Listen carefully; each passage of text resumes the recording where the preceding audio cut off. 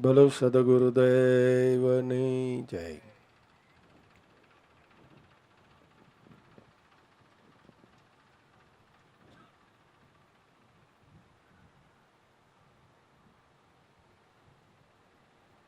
ખરેખર જ્ઞાનની કક્ષા શું છે? આપણે તો જાજાભાઈ કે કોઈ બોલનાર પુરુષ હોય તો એની જ્ઞાનની ધારાને સાંભળીને અને એ પણ આપણે પોતાની સમજણ મુજબ, પોતાની કક્ષા મુજબ આપણે જ્ઞાનની કક્ષા કહેતા હોય છે. આ ભાઈનું જ્ઞાન ઘણું ઊંચું, આ ભાઈનું જ્ઞાન સામાન્ય છે. ખરેખર જ્ઞાનની કોઈ કક્ષા જ નથી. જ્ઞાન જ્ઞાન છે. પછી બોલનાર અને સાંભળનાર એ પોતપોતાની કક્ષા મુજબ જ્ઞાનને રજૂ કરે છે, જ્ઞાનને પ્રગટ કરે છે. પણ મૂળ જ્ઞાન કે જે શબ્દ નામ આત્મ સ્વરૂપમાંથી આપોઆપ ઉઠેલા શબ્દો છે, આ જ્ઞાન છે. પછી એ જ્ઞાનને આપણે સાંભળીને, ધારો કે એ જ્ઞાને કરીને કોઈ સંતે, કોઈ મહાપુરુષે કઈ શ્લોક લખ્યો કે ભજનવાણી લખી કે કઈ સાખી શબ્દ લખ્યો કે, તો આપણે પાછળથી એને ગાઈએ. પછી એમાં પણ આપણે આપણી કક્ષા મુજબ એ શબ્દોને છૂટા પાડી શકીએ. જ્ઞાન એક આબાદ વસ્તુ છે. એ ક્યારેય પૂર્ણતા થતી જ નથી. હવે હા, આ ઊંચું ઊંચું ઊંચું છેલ્લી વાતો કરી દીધી હો.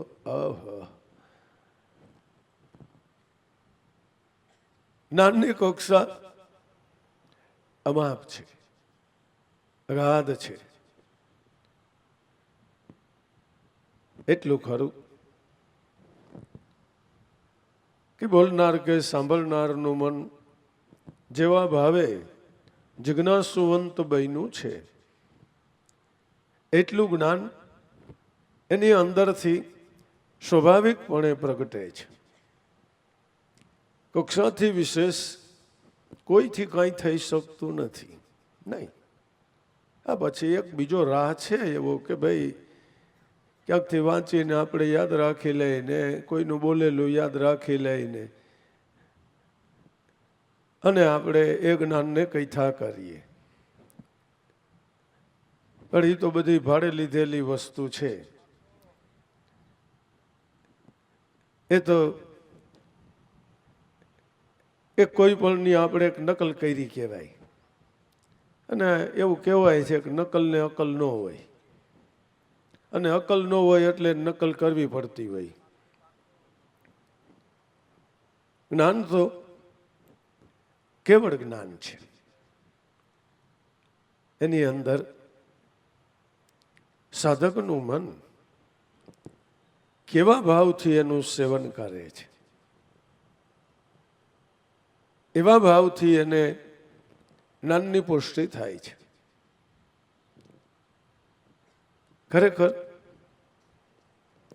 આજના આ દેહ કરીને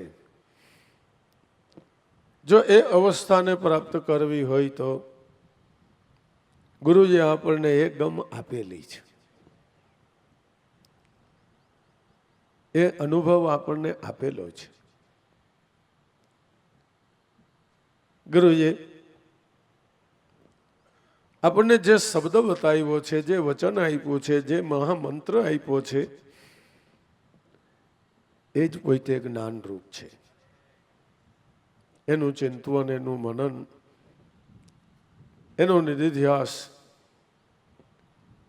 તો જરૂર જ્ઞાનનું ઉભરાણ આવે છે અને મનુષ્ય માત્રના મનના ભોગ ભરાઈ જાય એવું જ્ઞાન પ્રગટ થાય છે. બાકી આના દેહ કરીને જો સત્ય વસ્તુ ઉપર મન સ્થિર નથી અને વિશેષ કરીને દેહ દશામાં રૈચા કરે છે તો એને આમાં ખાસ કાંઈ લાભ થતો નથી. આપણે તો આના દેહ કરીને આ સત્ય વસ્તુ સમજી બુજી લેવી. જ્ઞાન છે એ જ આપણો પોતાનો શુદ્ધ ચૈતન્ય આત્મા છે અને એ જ્ઞાનનો ખજાનો છે.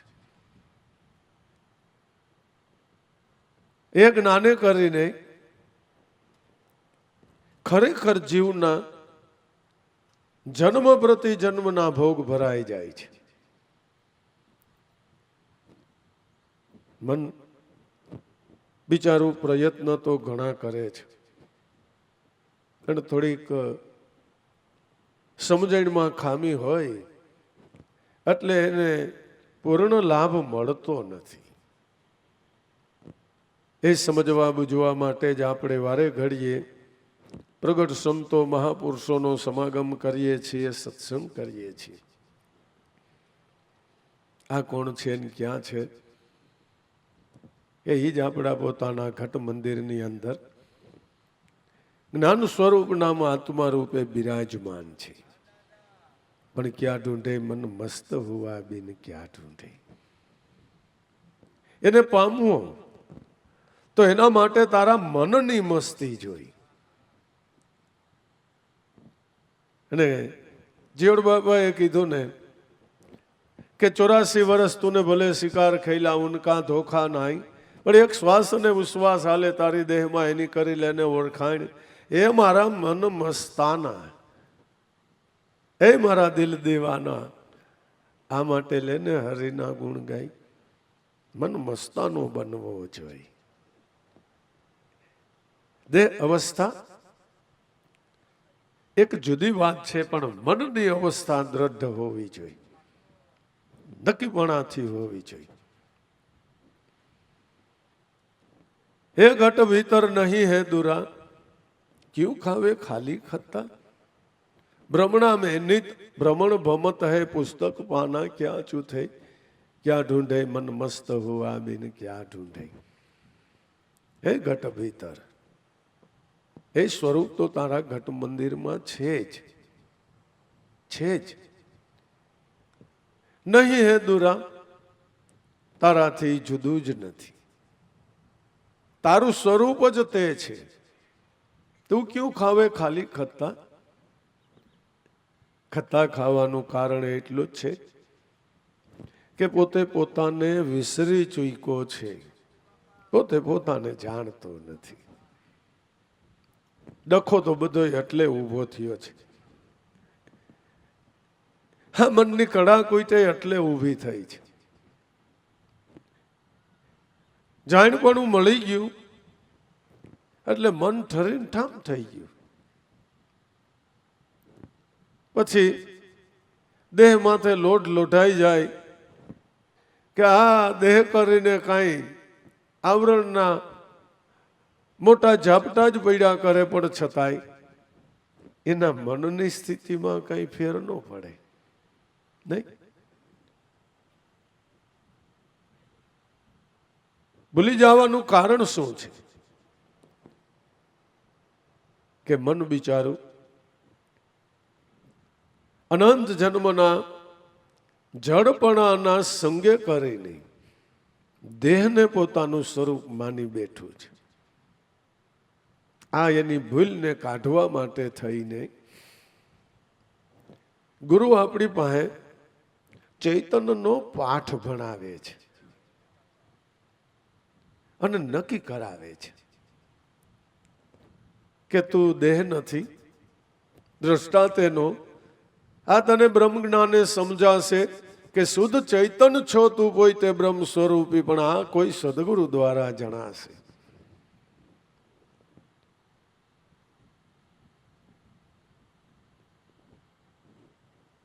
ભ્રમણા में नित भ्रमण भमत है, પુસ્તક પાના ક્યાં ચૂથે. મન ખરેખર સ્વરૂપને વિસરીને જે કાંઈ કરે છે એ ભ્રમણામાં જ ભમે છે. પછી આવું સાંભળીને મૂંઝાવાનું નથી કે ચિંતા કરવાની નથી કે બાપા સંસારનું શું કરવું, તો કારણ કે આવડ ગોવડ કર્યા વિનાનો છૂટકો નથી. એ કાંઈ વાંધો નહીં ભાઈ, તમારે સેજે સેજે દ્રષ્ટા ભાવે કહીને જાઓ ને, કોણ ના પાડે તમને? કોણ ના પાડે છે? જરાય ચિંતા નહીં કરતા. પણ તમારા જ કાકાના છોકરાની ઘરે કામ આવી પડ્યું હોય ને તમને કહી જાય કે મન્યા મારું ટ્રેક્ટર હાઈ સુધી હાઈક ને ભાઈ મને આ તબિયત બરાબર નથી, ઇન્જેક્શન દીધું ને સાહેબે કીધું હવે કાંઈ કરતા નહીં, આમ મને તો કાંઈ વાંધો દેખાતો નથી, પણ હવે આ બધા વાહે લાગ્યા.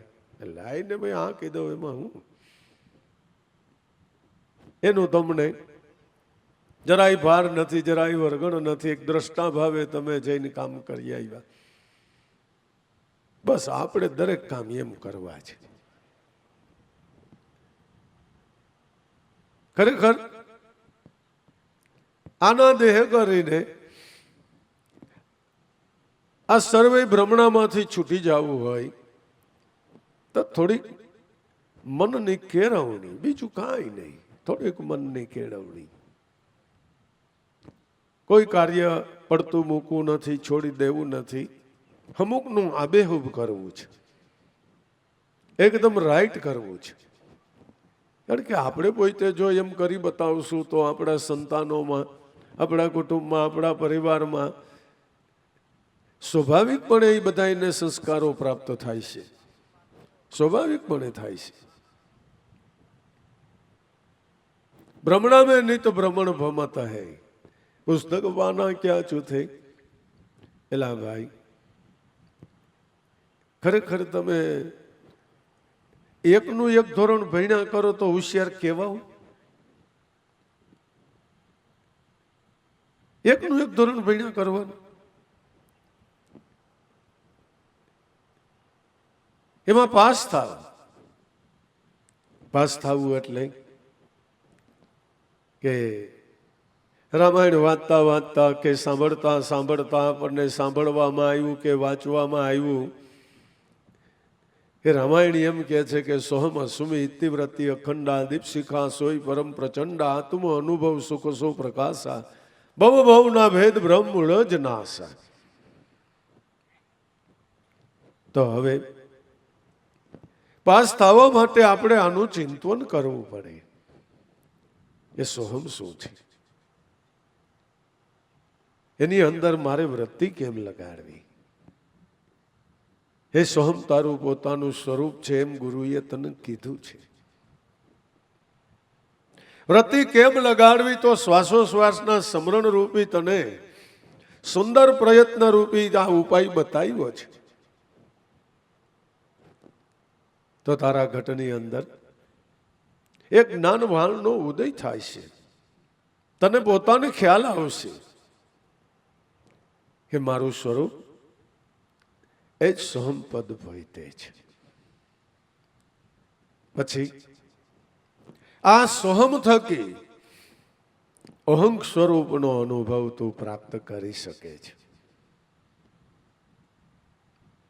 પણ પેલા આ મન મઢિયા કો સાફ બના કર વાસ કરી લે નિત ये मढ़ी में ત્યાં તું ही પોકારે पंछी તારી સુરતા ही शब्द ने छूटे. क्या ढूंढे मन मस्त हुआ बिन क्या ढूंढे. પેલા મન મઢીને સાફ કરી દે, બધા કૂડ કપટને એક બાજુ કરી દે, મસ્તાનો બની જા, મરજીવો બની જા, ફકીર બની જા. ફકીર ધ્યાન રાખજે, લુગડા કાઢી નાખતો નહીં, મનથી ફિકર છોડી દે. કબીર સાહેબે કીધું છોડો આશા अपने तन की कोई निर्भय हो गुण गाय કહે કબીર સુનો ભાઈ સાધુ તુરત મિલે ગુરુ આય તો જરાય વાર ન લાગે મનથી વગેરે બની જાય કેટલો કે જન્મ મરણની ફિકર ને મૂકી દે એક બાજુ મસ્તાનો કોને કહેવાય તમે જોઈજો ગાંડાની અવસ્થાને તમે જોઈજો એને કોઈ બોલાવે તોય ભલે ન બોલાવે તોય ભલે કોઈ સારો શબ્દ કહે કોઈ ખરાબ શબ્દ કહે કોઈ ચીટીઓ ભરે કોઈ લાફો મારે કોઈ ધક્કો મારે કોઈ એને ખાવાનું આપે કોઈ જંટી લે એની સ્થિતિમાં કઈ ફેર ન પડે ગાંડો ઈ ગાંડો મસ્તાનો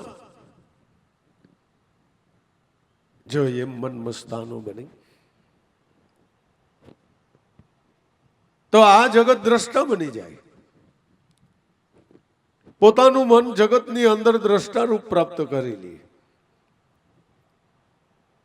પેલા મન મઢિયા કો સાફ બનાય કે વાસ કરી લે નહીં તો એ મઢી નહીં મનને આ મઢીને સાફ કરવા માટે સેવા સત્સંગ એ મુખ્ય સાધન છે મન નિર્મળ બની જાય શાંત બની જાય ગંભીર બની જાય એના માટે કરુણાના ભાવથી સેવાને સત્સંગ છે પેલા તો સત્સંગ થાય સેવા થાય તો સ્વાભાવિક દેહનું અભિમાન ગળી જાય કારણ કે દેહનું અભિમાન હોય ત્યાં સુધી તમે સેવા કરી જ ન શકો તમારી જીગર જ ન હાલે મુખ્ય કામ પેલા પછી સત્સંગ કારણ કે તપેલીની અંદર ટોચથી આમ ઘઉં ભર્યા હોય એની અંદર રોકડા 5 રૂપિયાના સિક્કાનો ઢગલો અંદર કરવા જાવ તો એમાં થોડા ઠેરાય સોનાના સિક્કા લ્યો પણ ટોચથી ઘઉં ભર્યા બાપા એમાં ક્યાંથી કે તો પેલા તપેલી ખાલી કરી નાખ મન મઢિયા કો સાફ બનાય કે વાસ કરી લે નહીં તો એ મઢી નહીં કાયમ તો એમાં વાસ કરીને રે મનનો હાંકનારો બની જાય મન હટાડે તને હાંકે છે એકવાર તો મનનો હાંકવા વાળો બની જાય જો તારે જીત મેળવી લેવી હોય તો જગત દ્રષ્ટિએ નહીં કારણ કે મન દેહને વૈર્યું છે ને એટલે દેહનું સુખ ને દેહનું માન ને મન એમ જ રેચું પૈચું રહીએ છે નહીં એ તો બધી ખોટી જડો જથા છે માન ને અપમાન એ તો મન તણી કુટવાણ મહારમોદનો જો રોગ મટી જાય થઈ જાય હાવ સુવાણ એની થઈ ઓળખાણ મારા મંડળાની મટી જાય તાણાવાય આ તો અનેક જન્મો કો કાટ કાઢ્યો સેનાથી કે સદગુરુ શબ્દ સરાણ પિંગળ કે મને હાથ આવી ગઈ સાચા રતનની ખાણ જ્ઞાનનો ખજાનો મળી ગયો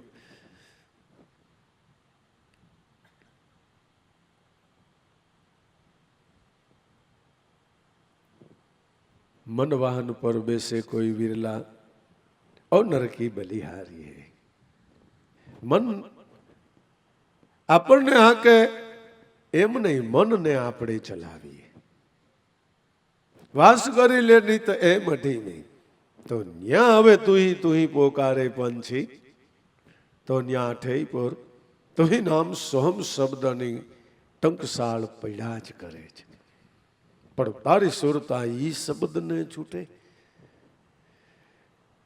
આ શબ્દો સાંભળીને ઈ શબ્દને સાંભળવાની લગની લાગવી જરૂરી છે આના માટે જ કબીર સાહેબે કીધું છે કે બપૈયા સ્વાત બિંદ કો પ્યાસો પિયા પિયા રટલાય પ્યાસે પ્રાણ જાય જબ અપના પણ ઓર નીર ન પાય ગુરુ સે લગની કઠિન મેરે ભાઈ આ સ્વાતિનું સરવડું છે અને એ નો હમણાં પ્રાણ પડી જાય તો ભલે પડી જાય કઈ ચિંતાનું કારણ નથી કોઈ ભય પણ નથી કોઈ ભય નથી પણ નીચી નજર ક્યાંય કરવાની થતી નથી. નિશાન ચૂક માફ કરવામાં આવે છે, નીચું નિશાન માફ કરવામાં આવતું નથી. નહીં, નાનો હોય, મોટો હોય, અભણ હોય, ગેમાર હોય, ભણેલો હોય, અજ્ઞાની હોય, કોઈ મોટો જ્ઞાની હોય, તો શું થઈ ગયું? તો શું થઈ ગયું? નીચું નિશાન માફ કરવામાં આવતું નથી. અમુકનું જાણપણાનો દંડ મોટો આવે છે. હવે ગામડામાં ને એમાંય વાડીઓમાં રહેવા વાળા ને એમાંય અભણ બાપા મોટરસાઇકલ લઈને શહેરમાં ઘરી ગયા. અંદર તે પોલીસ વાળો આડો ફર્યો, પરાયણે મોટરસાઇકલ ઉભરે ગયેલા. ભાઈ આડા હું પડો હવે યાર, હવે એક તો માંડ આવડતું હોય, હું કામ આડા પડો છો? ખીજાઈ ગયો પોલીસ વાળો. કેટલી ખબર નથી પડતી એ શેની? આ વનવે છે. વનવે એટલે હું લે એટલી ખબર નથી પડતી. અરે બાપા, કાળા અક્ષર કુવાડે માંડ્યા. વનવે એટલે હું, અમને શું ખબર હોય? હાલ મારી ભેગો હાલ એટલે હમણાં બધી ખબર પડી જાય. હાલ મોટરસાઇકલ હોતા બાબાને કોર્ટમાં ઉપાડી ગયા.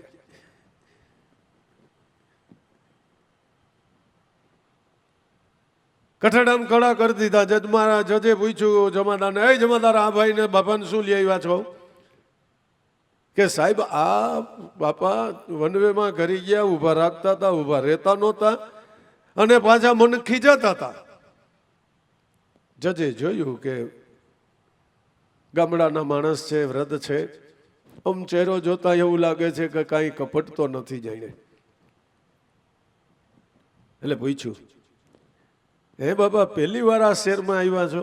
કે હા બાપા હું તો પહેલી વાર. અમે તો વાડિયા ને ગામડામાં અમારે ગામમાં આટો મારતા હોય, જ્યાં તો કોઈ આડું ફરે ને આ ભાઈ આડા ફર્યા, હારું કર્યું પડી ડોક્યો ને હાથ પગ ભાંગી જાત મારો તો. કે તમે કાયદાને જાણો છો કાંઈ? હે ના બાપા મને ખરેખર કાંઈ ખબર નથી. કે જુઓ, જ્યાં તમારે ગામડામાં તો કોઈ ટ્રાફિક ન હોય, વાડીએ કાંઈ ટ્રાફિક ન હોય, અહીં શહેરની અંદર ટ્રાફિકના હિસાબે જો આવા લુગડા પહેર્યા હોય ને, સરકારના માણસ કહેવાય. એનું કહ્યું તમારે કરવાનું જ. એ સરકારના માણસો છે. અને અમુક રોડ બંધ કરવામાં આવતા હોય, અમુક રોડ ખાલી જવાના જ હોય. કે બાપા મને તેવી કાંઈ ખબર નહીં. કાંઈ વાંધો નહીં બાપા, તમે તમારે હવે બીજી વાર આવો ત્યારે તમે ખ્યાલ કરજો. કે હવે નું કેવું પડે બાપા, હવે નું કેવું પડે કે જાઓ જાઓ બાપા જાઓ. અને બીજે દી જમાદારને એવું થયું, હે મોટરસાઇકલ એને સડરાટ કરતો, ટાઈ ને કોટ પહેરેલો મનુષ્ય સડરાટ કરતો અંદર ઘરી ગયો. હળી કાઢીને આને ઉભો રખાયો. સિટી માં ઉભો રહેલા. ઓલું ખીજાઈ ગયો, શું છે પણ? અરે શું છે એટલે? આ વનવે છે, ખબર નથી? કે ખબર છે ને પણ મારે મોઢું થાય છે. કે ભલે ને તમારે મોઢું થાય શું થઈ ગયું? વનવે એટલે વનવે. હાલ મારી ભેગો. કોર્ટમાં લઈ ગયા, કઠડામાં ઉભો રાખ્યો. જજ સાહેબ કે ભાઈ ક્યાં ગયા જમાદાર? આ ભાઈને કેમ લાવ્યા છો? કે સાહેબ આ ભાઈ વનવેમાં આવ્યા, મને પાછા ખીજાતા હતા. કે વનવે હોય તો શું થઈ ગયું? કે જજ સાહેબ કે એમ? એના સામું જોયું કે તમે શું કરો છો ભાઈ? કે જજ સાહેબ હું વકીલ છું. એમ? સનદ છે? છે ને, લાવો સનદ લઈ ગયો. સનદ જપ્ત કરી લીધી. પેલા તમે જાણો છો એ વનવે છે? કે હા સાહેબ મને ખબર છે. કે તો તમે કેમ એમાં વનવેમાં પ્રવેશ્યા?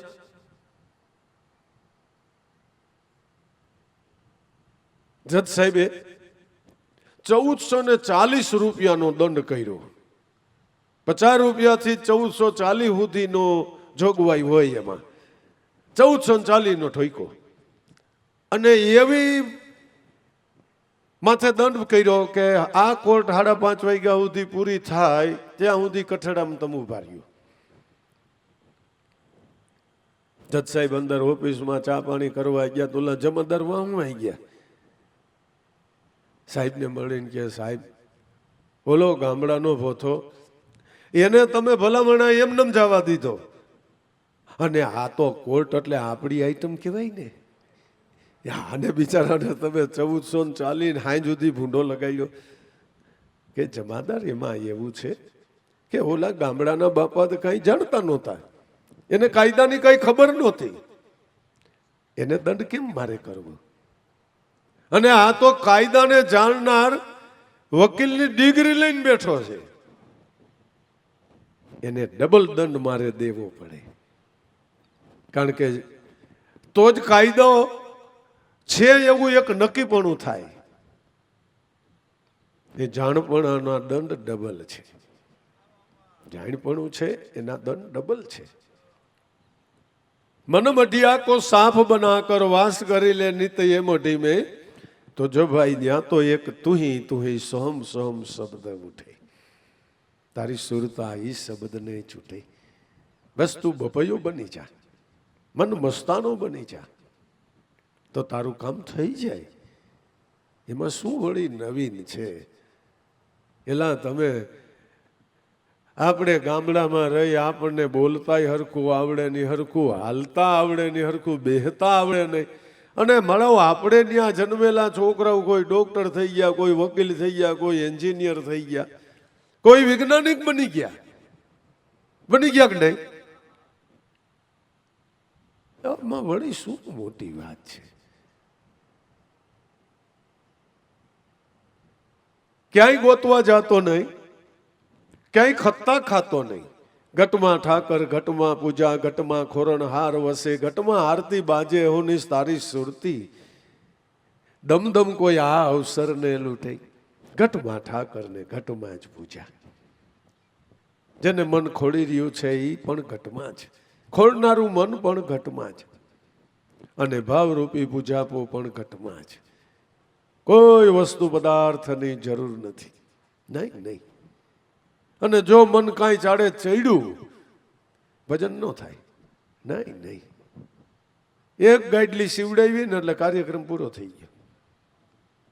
ધ્યાનનો રૂમ, અરે ગાંડા, ધ્યાનનો રૂમ તો તારો દેહ છે.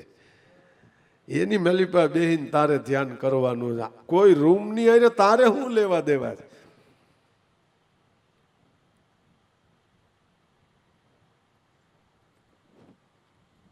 ઘટમાં ઠાકર, ઘટમાં પૂજા, ઘટમાં જ ખોરણ હાર વસે.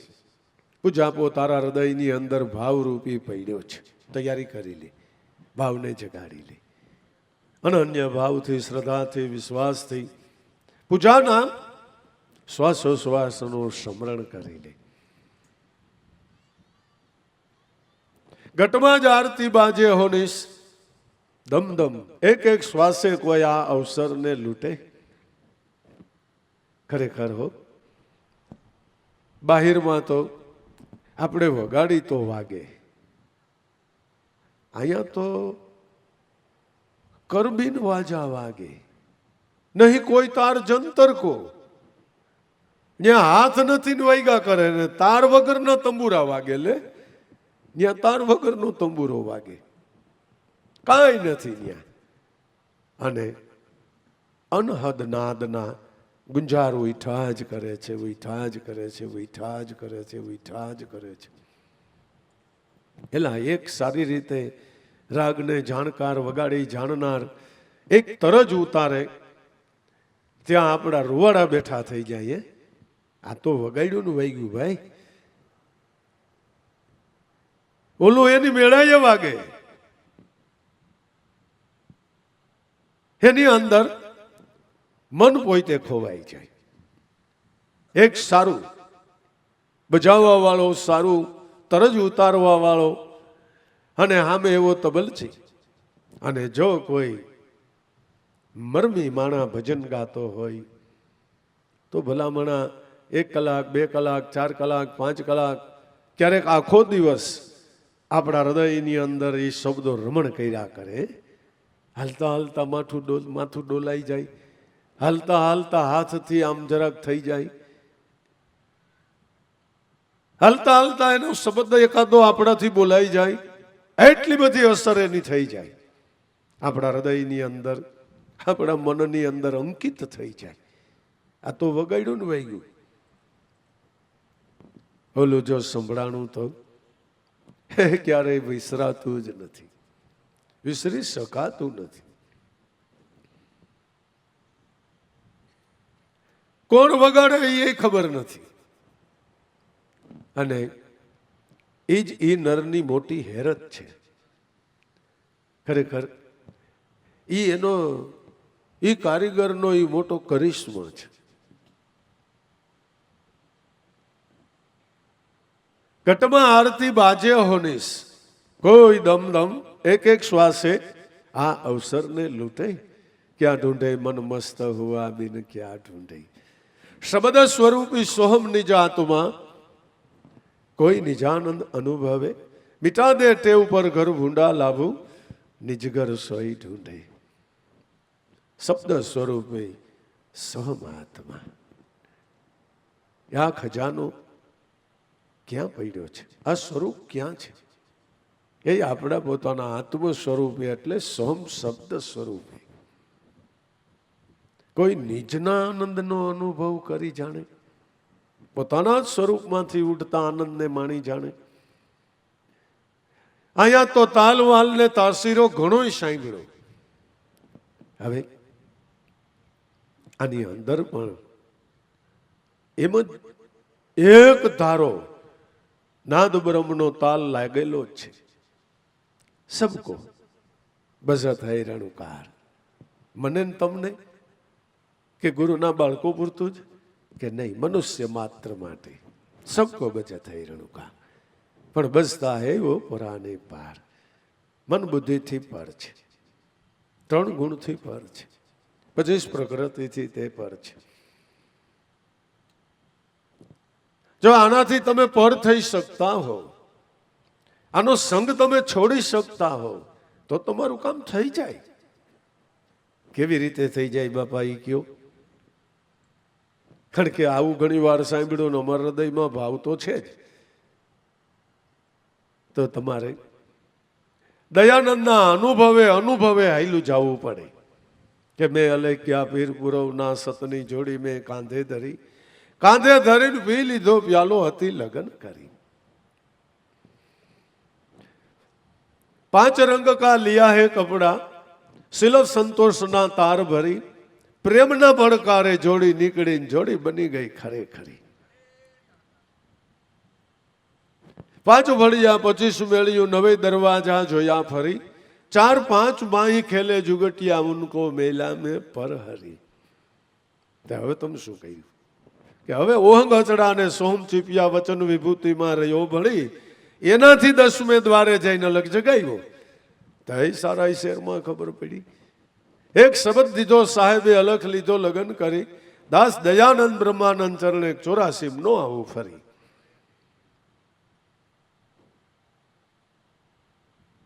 જે તારે આ આનંદ આ લીજત આ મોજ કરવી હોય તો, આ બધા એને પર હરવા હોય તો, શબ્દ સ્વરૂપી સોહમ આત્મા નિજાનંદ કોઈ અનુભવે. મિટા દે ટેવ પર ઘર ભૂંડા. તારું ઘર દેહ નથી, તારું ઘર ઇન્દ્રિયો નથી, તારું ઘર વિષય નથી, તારું ઘર આ દેહની કોઈ ચેષ્ટા નથી, દેહને મળેલું કોઈ માન નથી. તારું શું છે કે તું એક આત્માનો છો અને એક આત્મા તારો છે. અતિ વિશેષ તારું કઈ છે જ નહીં. એકાંતે શાંતિથી ઝીણવટથી ખૂબ ઊંડાણપૂર્વકનો વિચાર કરો તો આત્મા સિવાય તમને તમારું કાંઈ નજરે નહીં ચડે. નહીં, કેવળ આત્મા આપણું પોતાનું, એ આપણું છે. આ ઘર આપણે ઘરનું કર કરી લીધા જેવું છે. જો આ ઘરમાં નિવાસ મળી જાય એટલે જન્મ પ્રતિ જન્મનો નિવાસ થઈ ગયો. અહીંયા તો નવું મકાન બનાવો તો 5 પછી 50 વર્ષે પાછું વખત છે નવું બનાવવું પડે. ખડબડી જાય તો પાડી ન્યન ભલે બનાવી. અથવા તો બહુ મજબૂત હોય ને આપણે દેહ હોય ત્યાં સુધી એમાં રહી શકી બસ. આ એક મુકામ એવો છે કે જો ત્યાં આપણે પહોંચી ગયા તો આપણા માટે એ કાયમી મુકામ બની ગયો, જન્મ પ્રતિ જન્મનો મુકામ બની ગયો, કાયમી અધિકાર આપણો થઈ ગયો. એ ભાઈઓ એ બહેનો, જેટલા સંતો ભક્તોના નામ આવડે છે એના બધાયના આપણે ગુણાના વાદો ગાઈ રહ્યા છે, એની જીવન કવનને ગાઈ રહ્યા છે, એની જીવન યાત્રાને આપણે જોઈ ગાઈ રહ્યા છે. એને ક્યાંય ખોટીપો કર્યો? ક્યાંય સુખમાં, ક્યાંય દુઃખમાં, ક્યાંય લાભમાં, ક્યાંય હાઈણમાં, ક્યાંય હરખમાં, ક્યાંય શોકમાં, અરે મૃત્યુમાં નહીં. કારણ કે એક ધારા આ પ્રયત્નમાં જ લાગેલા હતા, બીજે કાંઈ નહીં, બીજો ખોટીપો જ નહીં. મિટા દે ટેવ પર ઘર ભૂંડા, મન જો આ શબ્દથી બારું નીકળું પછી ભલે ગમે એ વણજ કરે એ પરઘર છે. લાવું નિજ ઘર સોય ઢૂંઢે. કોણ ઢૂંઢે? ગુરુનો બાળક ઢૂંઢે, નામધારી મન ઢૂંઢે. જે સત્ય ભક્તિને વરેલું મન છે ઈ ગોતે, જેને આસાન સમજણ મળી છે ઈ ગોતે. પછી સૌ એટલે કોઈ પણ. મનુષ્ય માત્રનો આ અધિકાર છે. પણ ભાઈ, આ જ્ઞાનનું એવું છે કે તમે કેવા ભાવે ગ્રહણ કરો છો એ પ્રમાણે તમને આની પુષ્ટિ મળે છે. જ્ઞાનની કક્ષા તો આબાદ છે.